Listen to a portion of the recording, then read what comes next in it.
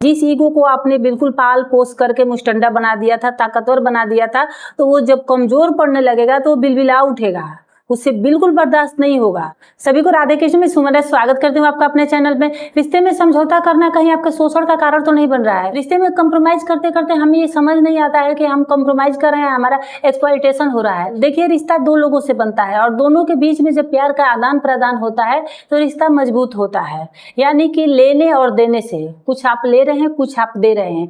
लेकिन किसी किसी रिश्ते में क्या होता है कि एक सिर्फ दे रहा है और दूसरा सिर्फ ले रहा है, और ले रहा है तो ले रहा है, लेने को अपना हक भी समझ रहा है। देखिए, अगर अपनी मर्जी से कोई किसी के लिए समझौता करता है तो वो प्यार होता है। प्यार भी बिना समझौते का नहीं चलता, कुछ न कुछ आपको कंप्रोमाइज करना पड़ेगा, तभी आपका रिश्ता सही से चलेगा।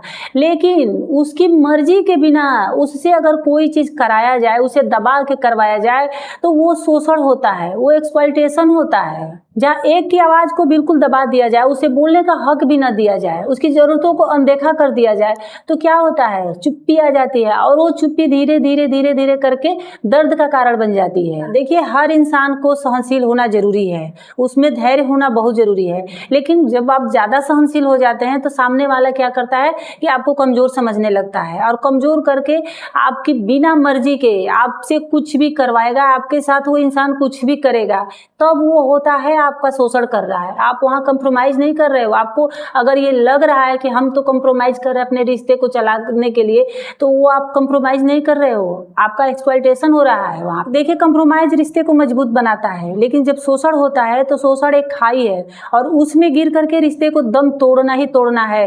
तो आप किसी से प्यार करो, किसी के लिए थोड़ा कंप्रोमाइज़ करो, चलो ठीक है, रिश्ते को बचाने के लिए करो, लेकिन खुद को खो करके नहीं। देखिए, रिश्ते में थोड़ा बहुत झुकना ठीक है, चलता है, लेकिन अगर कोई बार बार आपको झुकने पर मजबूर कर रहा है, जानबूझ के मजबूर कर रहा है, तो वो इंसान आपको तोड़ रहा है। इसलिए अगर आपको लग रहा है कि आपके साथ ज्यादती हो रही है, आपके साथ ज़्यादा हो रहा है, आपको कहीं ना कहीं बोलना चाहिए, तो आपको ज़रूर आवाज़ उठानी चाहिए वहाँ पे, क्योंकि आपने चुप रह करके उस इंसान को हक दे दिया कि तुम मेरा शोषण कर सकते हो, मुझे बोलने नहीं आता है, मेरा तो कोई वजूद ही नहीं है। देखिए, अपने रिश्ते में आपको अपनी मौजूदगी दिखानी होगी, अपनी उपस्थिति आपको दर्ज करानी होगी, यानी कि आवाज़ आपको उठाना होगा। आज आप बड़ी बातों पे नहीं बोलेंगे, चुप रह जाएंगे, मौन रह जाएंगे, तो कल आप छोटी छोटी बातों पे चीखेंगे, चिल्लाएंगे, क्योंकि एक न एक दिन तो आपका सब्र का बांध टूट ही जाएगा। कब तक आप चुप रह सकते हैं? उस दिन आप चिल्लाते रह जाएंगे, चीखते रह जाएंगे, आपकी चीख भी कोई सुनेगा नहीं। और जिस दिन आपने बोला, जिस दिन आपने आवाज़ उठाई, सामने वाले को हजम नहीं होगा, सामने वाला बिल्कुल पचा नहीं पाएगा,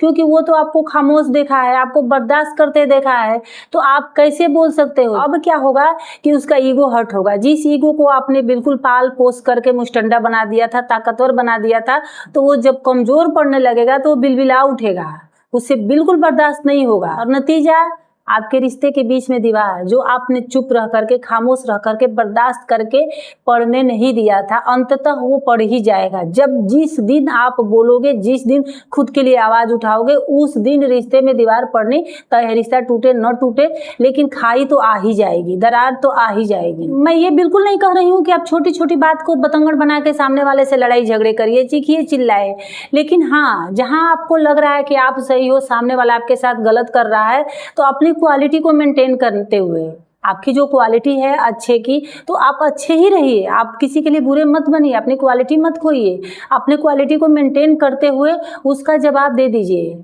जो भी आप जिस तरीके से देना चाहते हैं उसका जवाब दीजिए। एक दिन उसको बुरा लगेगा, 2 दिन लगेगा, उसके बाद वो खुद ही समझ जाएगा, वो खुद ही चुप हो जाएगा, वो समझ जाएगा कि अब आपका शोषण नहीं किया जा सकता, अब आपका एक्सप्लॉइटेशन नहीं किया जा सकता, आप बर्दाश्त अब नहीं कर पाओगे। फिर देखिएगा, उस दिन से आपकी आवाज़ क्या, आपकी खामोशी को भी वो समझने लगेगा, आपकी खामोशी को भी इज्जत देगा।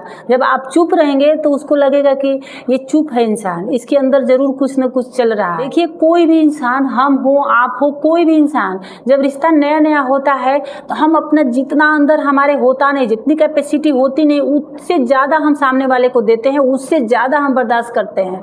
कभी किसी का बर्दाश्त नहीं किए होते हैं, वो भी अपने रिश्ते को बचाने के लिए हम बर्दाश्त करते हैं। और वो क्या करते हैं, ये करते करते सामने वाला ये तो समझ जाता है, हमारी कमजोरी को भाप लेता है, वो हमें दबाने लगता है, और दबाने में वो अपनी शान समझता है, वो आपके साथ अपनी मनमानी करने लगता है, उसको मजा आने लगता है। और जिस दिन आपने उफ भी कर दिया उसके खिलाफ, उस दिन फिर वो बौखला जाता है। इसलिए अपने लिमिट में रहते हुए, अपने दायरे में रहते हुए, अपनी अच्छाई को मेंटेन करते हुए गलत के खिलाफ आवाज़ भी उठाना ज़रूरी है, क्योंकि जितना दोषी होता है गलत करने वाला, उससे कहीं ज़्यादा दोषी होता है गलत बर्दाश्त करने वाला। आप कंप्रोमाइज़ ज़रूर करिए, लेकिन अपना शोषण बर्दाश्त मत करिए। जहाँ आपको लगे, जिस दिन आपको लगे कि मेरा शोषण हो रहा है, मेरे कंप्रोमाइज़ का गलत फ़ायदा उठाया जा रहा है, उस दिन से अपने लिए आप आवाज़ उठाइए, गलत के खिलाफ बोलना शुरू करिए। फिर देखिएगा रिश्ता, आप खुद नहीं बचोगे तो फिर रिश्ता बचा के क्या करोगे? खुद आप कहीं खो जाओगे, खुद को ढूंढ ही नहीं पाओगे, तो फिर रिश्ता रह के क्या करेगा?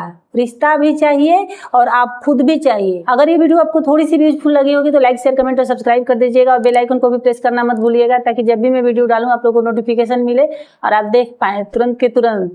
क्योंकि देखिए, मैं इस चैनल पे इसी तरह की वीडियो डालते रहती हूँ, लाइफ से रिलेटेड, रिलेशन से रिलेटेड, चाहे लव से रिलेटेड, हर तरह की समस्या का समाधान आपको इस चैनल पे मिलेगा। तो फिर मिलती हूँ किसी नेक्स्ट वीडियो में किसी नेक्स्ट टॉपिक के साथ। तब तक के लिए धन्यवाद। अपना ख्याल रखिए।